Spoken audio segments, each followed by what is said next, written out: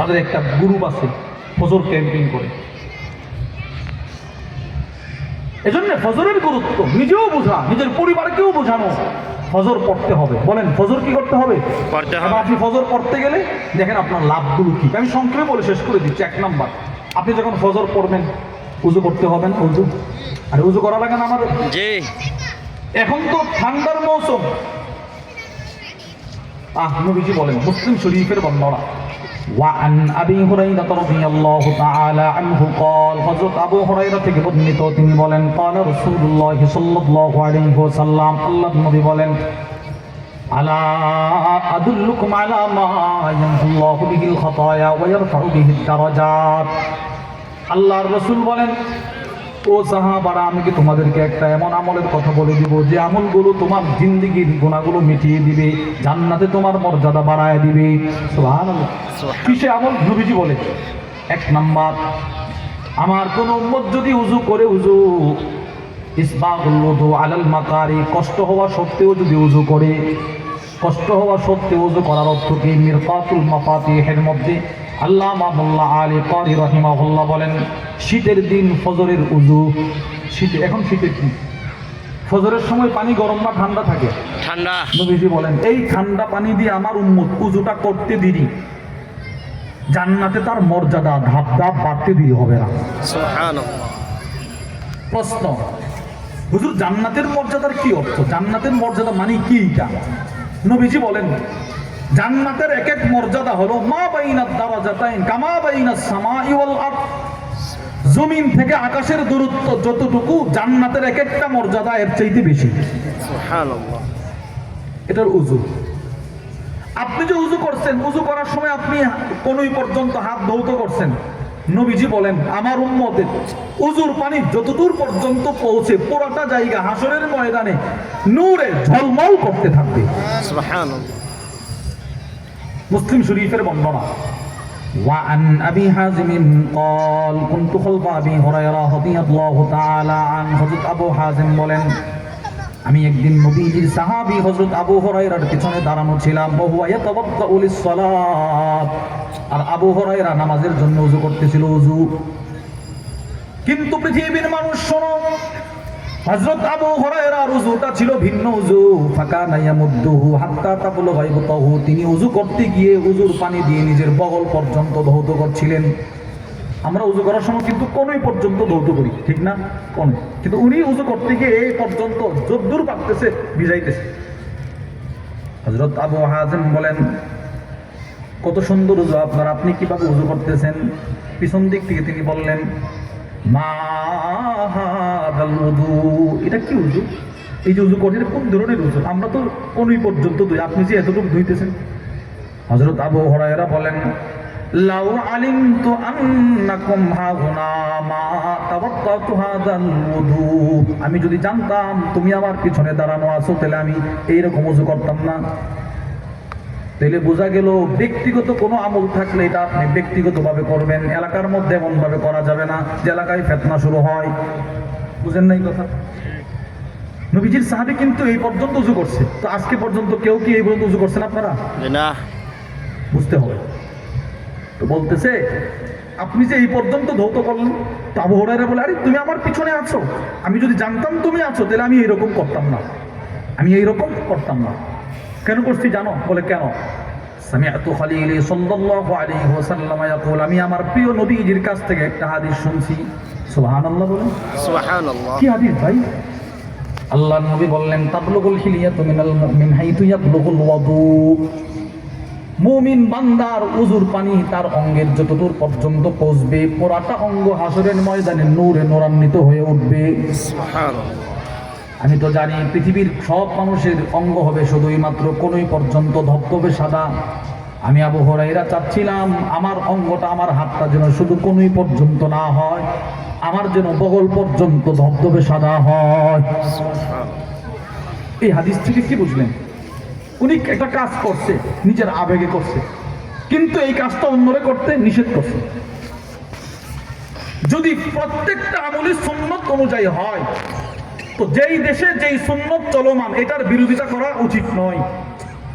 দৃষ্টান্ত, আপনি সৌদি আরব থেকে আসছেন, এবার আপনি মসজিদে নামাজ পড়তে গেছেন, দেখছেন সবাই আস্তে আমিন বলে, কারণ আপনি একটু নিজের ক্রেডিট দেওয়ার জন্য আমিন করে জোরে চিৎকার মারলেন, নিশ্চিত আপনার প্রথম দিনের জোরে আমিন সই না 2-4 জনের নামাজে ব্যাঘাত করবে। কিরে কে আওয়াজ করলো রে, হবে এটা না।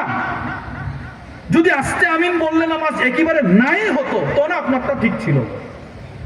যেহেতু এই এলাকাতে এটা চলতেছে, আপনি এলাকাতে নিজে মাতক বুড়ি করে নিজের থেকে না এটা আমি করি, আপনারাও করেন, শাস্তুলে বসে বসে করেন করেন। একদিন আমার একজন বলে কি জানেন, আপনারা তো কাফের হয়ে গেছেন। আমার একজন কেমনে রে, তো আপনারা আমিন বলেন না। সাধারণ একটা ছেলে, সাধারণ সৌদি আরব থেকে আসছে, সাধারণ, ও মনে করছে আমিন বললে মুসলমান আর আমিন জুড়ে না বললে কাফের। নাউজুবিল্লাহ বলেন না। নাউজুবিল্লাহ। সে এখনো জীবিত আছে, তার সাথে আমার প্রতিদিন কমসে কম সাক্ষাৎ হয়, সেইটার জন্য অনুতপ্ত হয়েছে। এই যে জনসাধারণ, তাদের ভিতরে একটা প্যাচ লাগানো, এইটা থেকে নিজেকে বিরত রাখা। যদি সুন্নত অনুযায়ী আমলটা চলে থাকে, বাস আমি এটার বিরোধিতা করতে পারবো না। আমি নিজের থেকে নিজে একা একটা আমারটাই চাপিয়ে দেওয়া হোক, আমারটা সকলে করো না, এটা করা যাবে না। হযরত আবু হুরায়রা বলেন, তুমি যদি এখানে আসো আমি জানতাম তাহলে আমি এইভাবে উযু করতাম না। কেন জানেন? শুনেন কেন। কারণ আমি এখানে উযু করছি, তুমি বলবা নবীর সাহাবী বগল পর্যন্ত হাত ধৌত করছে, বাস তুমি গিয়ে এক মসজিদে বগল পর্যন্ত হাত ধৌত করবা। আরেকজন বলবে, দেখছো এত বড় সাহাবী বগল পর্যন্ত হাত ধৌত করছে, তো ওই মুসল্লির সকলে বগল পর্যন্ত ধৌত করবে। এক পর্যায়ে আবু হুরায়রা মারা যাবে, মুসল্লি মারামারি লাগবে। এই আমরা নবীর কাছ থেকে শুনছি কোন তুমি বগল, তো এবার বলবো আমি আবু হুরায়রা দেখছি।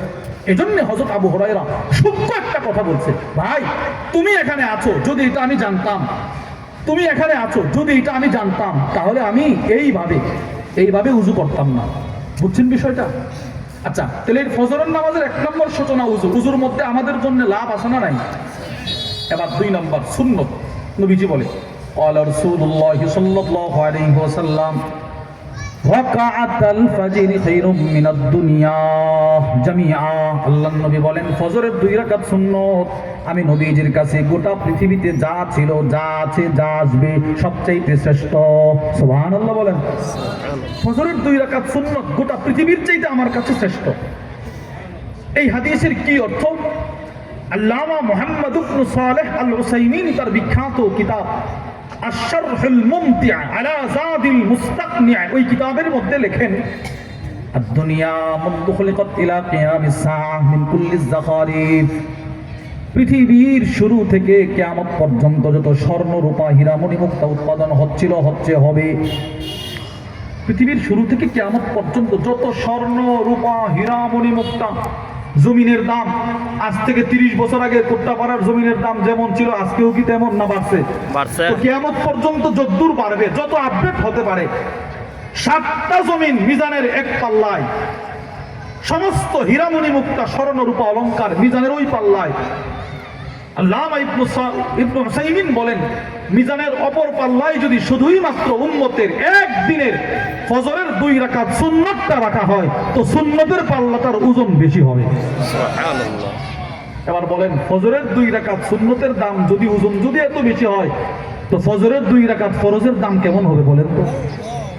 মুসলিম শরীফের বর্ণনা, ক্বালা রাসূলুল্লাহ সাল্লাল্লাহু আলাইহি ওয়াসাল্লাম, আল্লাহর নবী বলেন, মান সাল্লাল ফজর ফি জামাআ, যে ব্যক্তি ফজরের নামাজ জামাতের সাথে আদায় করবে, ফাহুয়া ফি যিম্মাতিল্লাহ, যে ব্যক্তি ফজরের নামাজ জামাতের সাথে আদায় করবে, রাসূল বলেন ওই ব্যক্তি সরাসরি আল্লাহর জিম্মায় চলে যাবে। সুবহানাল্লাহ। বলেন তো, ফজর যে জামাতে পড়বে সে কার জিম্মায় যাবে? আল্লাহ। সবাই একটু বলেন, কার জিম্মায়? আল্লাহ। আল্লাহ। আল্লাহর জিম্মায় যাওয়ার 3টা অর্থ। বলেন, আল্লাহর জিম্মায় যাওয়ার কয়টা অর্থ? 3টা। অনেক দামি দামি অর্থ। যদি মনে চাই যে আমার 3টাই দরকার, তো আপনি নিবেন ফজর পড়ে। 1 নাম্বার, মান সাল্লাল ফজর ফি জামাআ ফাহুয়া ফি যিম্মাতিল্লাহ আই ফি হিফজিল্লাহ। পৃথিবী বিখ্যাত মুহাদ্দিস আল্লামা ইব্রাহিম কুরতুবী তার বিখ্যাত মুসলিম শরীফের ব্যাখ্যা গ্রন্থ আল মুফহিম লিমা আশকালা মিন তালখিস কিতাবি মুসলিম, ওই কিতাবের মধ্যে লেখেন, মান সাল্লাল ফাজর ফি জামাআ ফাহুয়া ফি দিম্মাতিল্লাহ আই ফি হিফজিল্লাহ। ফজরের নামাজ যে পড়লো সে আল্লাহর হেফাজতে, তার ব্যবসা আল্লাহর হেফাজতে, তার চাকরি আল্লাহর হেফাজতে, তার রুটঘাটে চলাফেরা আল্লাহর হেফাজতে, তার দোকান আল্লাহর হেফাজতে। সুবহানাল্লাহ বলেন। সুবহানাল্লাহ। সব আল্লাহর হেফাজতে, সব। এখন দ্বিতীয় অর্থ হলো একটা প্রশ্নের জবাব। আপনি প্রশ্ন করবেন, হুজুর আপনি না বললেন ফজর যে পড়লো সে আল্লাহর জিম্মায় চলে গেছে, সে আল্লাহর হেফাজতে চলে গেছে। তো আমরা তো দেখছি বহুত ফজর পড়নেওয়ালা ফজরের নামাজ পড়ার পরেও রোড অ্যাক্সিডেন্ট করে মারা যায়। মারা যায় না? মারা যায় না? তো আল্লাহর জিম্মায় গেল কোত্থেকে? সে যদি আল্লাহর জিম্মাই যাইতো তো সে মরল কেন? আল্লাহ তার হেফাজত করলো না কেন? এটা প্রশ্ন। হুজুর ফজরের নামাজ পড়ার পর সে খেতে কাজ করতে গেছে, বজ্রপাতে মারা গেছে। তো ফজর যদি পড়েই থাকে তো সে বজ্রপাতে মারা গেল কেন? এই প্রশ্নের জবাবে আল্লামা ইব্রাহিম কুরতুবী তিনি লেখেন, তখন হাদিসের দ্বিতীয় অর্থ হবে মান সাল্লাল ফাজর ফি জামাআ ফাহুয়া ফি দিম্মাতিল্লাহ আই ফি আমানিল্লাহ। ফজরের নামাজ আল্লাহর যে বান্দা আদায় করার পর সে যদি স্বাভাবিক হালতেও মারা যায়, রোড অ্যাক্সিডেন্ট করেও যদি মারা যায়, আল্লামা ইব্রাহিম কুরতুবী বলেন তার লাশ যখন কবরে নামানো হয় আল্লাহ পাক তখন একটা ডাক দিয়ে বলবে, বান্দা তুমি দুনিয়াতে 10 মিনিটের জন্য ফজর আমাকে দিয়ে আসছো, এখন তুমি জান্নাত পর্যন্ত আমি রবের নিরাপত্তায় চলে আসছো। তুমি দিয়েছো আমাকে 10 মিনিট, শুধু 10 মিনিট, আমি রব তোমাকে কবর নিরাপত্তা দিয়ে দিলাম, আমি রব তোমাকে হাসরের নিরাপত্তা দিয়ে দিলাম, আমি রব তোমাকে মিজানের নিরাপত্তা দিয়ে দিলাম, আমি রব তোমাকে ফুলসেরাতেও নিরাপত্তা দিয়ে দিলাম। সুবহানাল্লাহ বলেন না? সুবহানাল্লাহ সুবহানাল্লাহ। এবার বলেন ফজর নামাজ পড়লে কবরে আমার নিরাপত্তা আছে না নাই? নিরাপত্তার একটা চিত্র শোনেন, শুধু একটু চিত্র। নিরাপত্তাটা হবে কিভাবে? সিলসিলাতুল আহাদিসিস সহিহার বর্ণনা قال رسول الله صلى الله عليه وسلم, আল্লাহ নবী বলেন, ইন্নাল মাইয়িতা ইযা উদিআ ফি কবরি, যখন কোনো মানুষের ইন্তেকাল হয়, তার লাশ যখন কবরে নামানো হয়, ফা ইন কানা মুমিনা, ওই লাশওয়ালা যদি মুমিন হয়, মুমিন বলেন কি হয়? মুমিন। প্রশ্ন, হুজুর মুমিনকে? ফজর পড়লো যে, হুজুর মুমিনকে?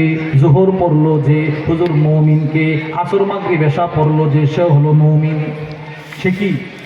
তাহলে নামাজ যে পড়ে না সে মুমিন না, সে মুসলমান। মুসলমান আর মুমিনের মধ্যে আকাশ জমিন ব্যবধান। বিসমিল্লাহির রহমানির রহিম। قالت الأعراب آمنا قل لم تؤمنوا ولكن قولوا أسلمنا। শুধু কালিমা পড়ছে, বাজারে, বন্দরে, দোকানে, পাতে শুধু বসে বসে কথা বলে, নামাজ পড়ে না, সে মুসলমান। সে যে নামাজ পড়ে নাই এই অপরাধে তাকে জাহান্নামে যাওয়া লাগবে। কিন্তু নামাজ যে পড়বে সে মুমিন, পৃথিবীর কোনো মুমিন জাহান্নামে প্রবেশ করবে না। সুবহানাল্লাহ। তাহলে নবীজি বলেন সে যদি মুমিন হয় তো তার নামাজ ফজর কানাতিস সালাতু ইনদা রাসি, তার নামাজ ফজর